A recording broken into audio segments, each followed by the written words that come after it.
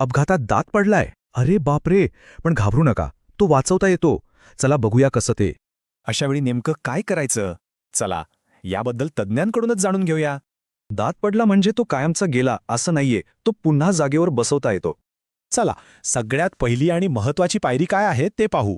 एक गोष्ट पक्की लक्षात ठेवायची, दाताच्या मुळाला अजिबात हात लावायचा नाही. दात नेहमी वरच्या भागाकडून म्हणजे क्राऊनने उचलायचा. त्याच्या नाजूक मुळांना धक्का लागता कामा नये.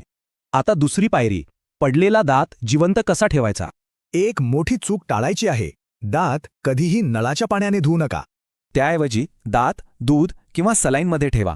यामुळे त्यातल्या पेशी जिवंत राहतात. आणि आता तिसरी, सगळ्यात महत्वाची पायरी. इथे प्रत्येक मिनिट महत्वाचा आहे. किती वेळ आहे आपल्याकडे? फक्त 60 मिनिटं.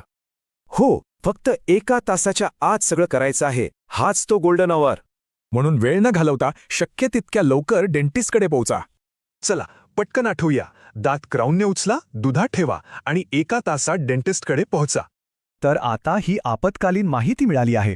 विचार करा, आपण तयार आहोत का?